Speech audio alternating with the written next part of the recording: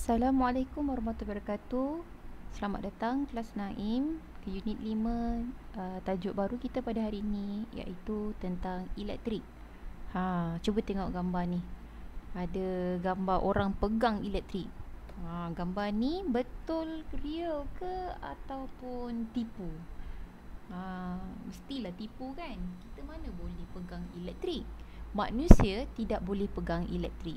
Tapi manusia boleh menjana elektrik. Kita boleh menghasilkan elektrik daripada tempat lain. Kita boleh menghasilkan elektrik, tapi kita tidak boleh memegang elektrik. Okey, jadi kita nak lihat bagaimana tenaga elektrik ini boleh membantu kita.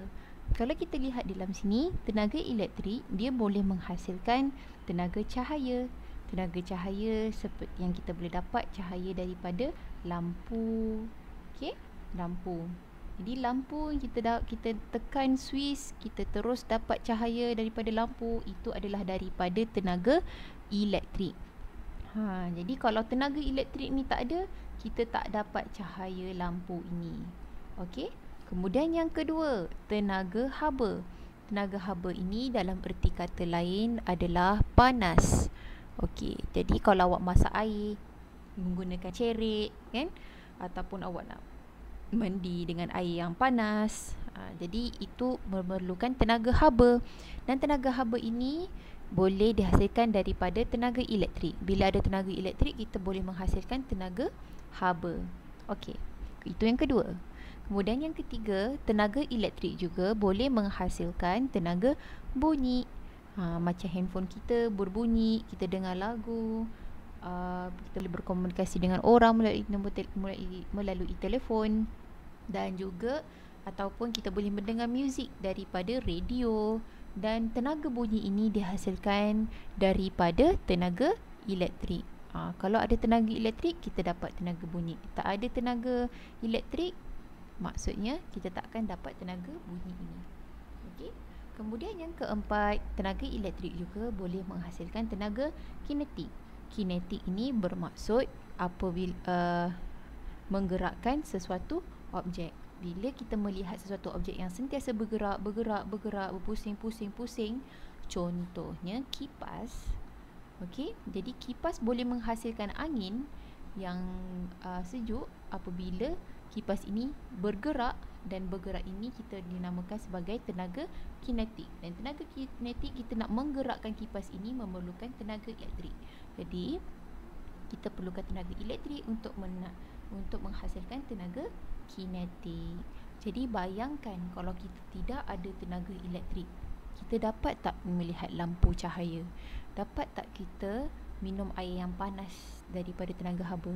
Dapatkah kita mendengar lagu daripada tenaga bunyi? Dapatkah kita merasa angin yang sejuk daripada tenaga kinetik kipas?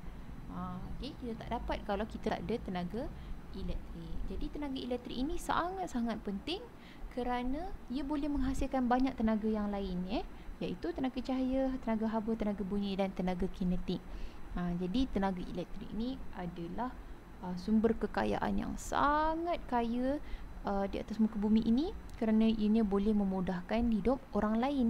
Bila ianya memberi manfaat kepada orang lain, jadi ianya ramailah orang nak, demand tinggi lah. Bila demand tinggi, jadi tenaga elektrik ni, siapa-siapa yang dapat memegang tenaga elektrik ni, kayalah dia. Okay? Tetapi di Malaysia kita ada TNB. TNB, Tenaga Nasional Berhad. Okay. Seterusnya, mungkin awak terfikir, elektrik ni datang dari mana? Ini persoalan yang sangat baik perlu kita fikirkan. Tenaga elektrik ni datang dari mana? Elektrik ni datang dari mana? Ataupun erti kata lain kita boleh katakan adalah sumber tenaga elektrik ni dari mana? Apakah sumber tenaga elektrik? Rasa-rasanya dari mana kita boleh dapat tenaga elektrik ini?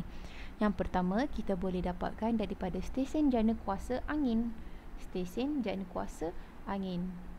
Jadi stesen jana kuasa angin ni kebiasaannya ada pada negara-negara yang mempunyai angin yang sangat kencang dan angin yang sangat kuat. Tidak seperti di Malaysia. Di Malaysia kita ada banyak bukit-bukit bukau, dan juga kita ada banyak pokok-pokok Okey, jadi tidak boleh meletakkan stesen jadukuasa angin yang banyak. Tetapi di negara-negara yang mempunyai angin yang banyak, dia boleh meletakkan stesen jadukuasa angin. Dia boleh memilih tenaga angin untuk menghasilkan tenaga elektrik. Jadi contohnya bila kita lihat dekat sini, tak ada nampak, kita nampak tanah dia lapang, pokok tak banyak, bukit pun tak banyak. Bukit ada dekat sana, tapi bukit ini pun tidak diletakkan stesen jadukuasa angin. Tetapi ianya ada di kawasan yang tanah yang lapang dan angin yang kuat melintas di sini. Jadi sebab itu turbin ini boleh berpusing dan berpusing. Jadi kita lihat contohnya bila tenaga ini berpusing dan ia akan menghasilkan elektrik ke sini, ke stesen jadukuasa, dan akhirnya dia boleh sampai ke rumah. Ni sebab tu di rumah kita boleh menyediakan lampu, kita boleh buka kipas, kerana kita mendapat tenaga elektrik daripada stesen jadukuasa angin ini yang telah menukarkan tenaga kinetik kepada tenaga elektrik. Okay, seterusnya selain menggunakan angin, ada juga stesen jadukuasa ombak. Ini terletak kepada ombak ataupun terletak pada laut-laut yang sentiasa berombak, yang sentiasa bergerak. Okey, jadi kita boleh lihat perkara-perkara benda ni. Ini adalah stesen jadukuasa ombak. Ini yang kat dalam dia, bawah dia. Ni bawah dia, turbin ini sentiasa berpusing-pusing kerana ombak lalu kan. Bila sentiasa berlalu, ini bergerak, kita panggil tenaga kinetik. Tenaga kinetik ini dia akan pergi ke stesen jadukuasa untuk menjana tenaga elektrik, dan tenaga elektrik inilah akan dibawa ke rumah. Okey, itu adalah stesen jadukuasa ombak. Seterusnya adalah stesen jadukuasa hidroelektrik. Kalau kita lihat di dalam perkataan hidroelektrik ini sebenarnya terbahagi kepada dua, hidro dan elektrik. Hidro membawa maksud air, elektrik. Maksudnya di sini menggunakan air untuk menghasilkan elektrik. Jadi kalau lihat dekat sini, pernah kan tengok Avengers ke, Marvel Avengers, ataupun tengok Transformers yang kalau tengok dekat Amerika tu dia bergaduh dekat area sini kan, sampai jatuh-jatuh lah apa. Jadi dekat sini kita panggil empangan air, ataupun reservoir air, empangan atau reservoir. Dekat sini kita lihat air tenang, betul? Air tenang, air yang banyak, air yang paras tingginya sehingga ke situ. Dan manusia mencipta tembok ini, empangan ini, tembok ini, dan dia cucuk lubang kat sini. Lubang. Jadi bila dia cucuk lubang kat sini, air mempunyai tekanan yang tinggi di bawah ini, jadi air akan terjun dengan sangat laju. Bila kita tengok nampak air laju turun, betul?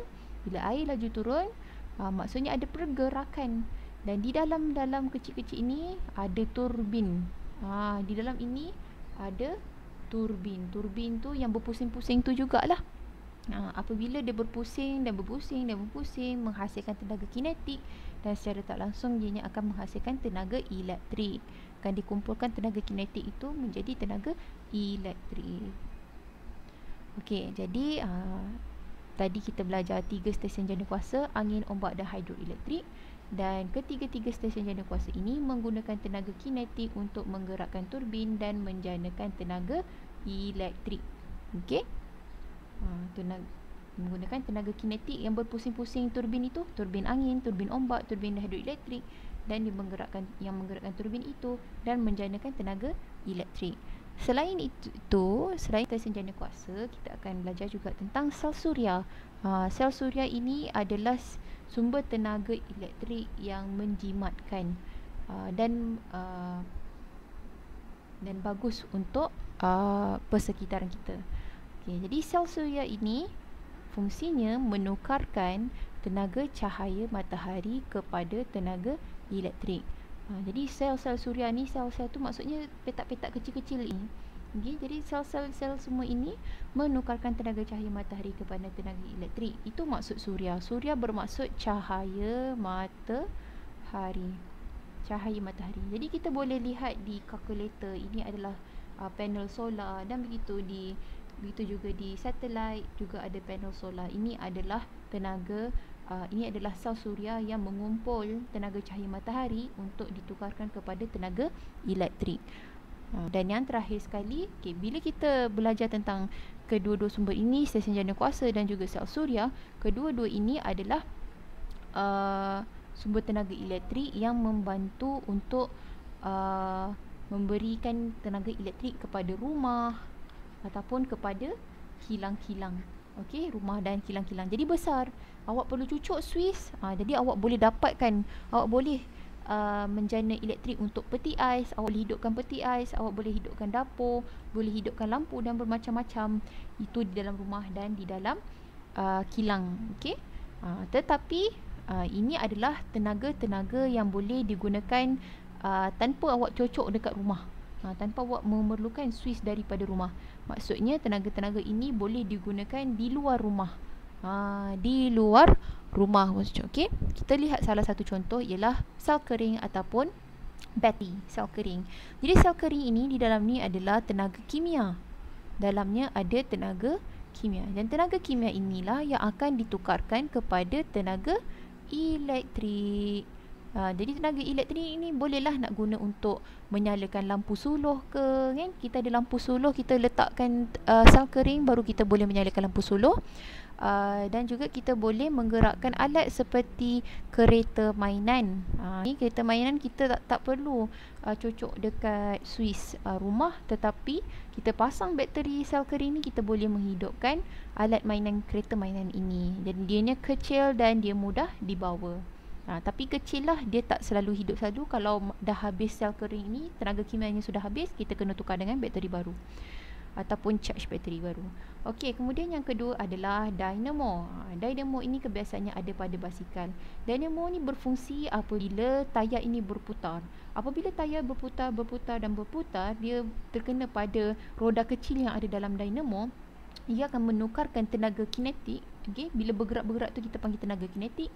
Dan tenaga kinetik ini akan ditukarkan kepada tenaga elektrik untuk menyalakan lampu. Tetapi dynamo ini apabila awak tidak memutarkan tayar ini, jadi awak tidak boleh menyalakan lampu. Jadi kena sentiasa bergerak kalau nak sentiasa ada lampu. Tapi kalau dah tak bergerak, dia akan tutup lampu. Itu dynamo. Kemudian yang ketiga adalah akumulator ataupun bateri kereta. Akumulator ini lebih besar tenaga kimianya berbanding dengan sel kering dan ianya boleh menggerakkan kenderaan bermotor seperti kereta. Dan daripada tenaga kimia juga dia akan bertukar kepada tenaga elektrik, sama seperti sel kering. Berbeza pula dengan penjana. Penjana ini kalau kita lihat dekat pasar malam, okey, dekat pasar malam ada orang yang tarik tu kan, dia masukkan petrol dekat dalam penjana ini untuk menghasilkan elektrik, penjana elektrik.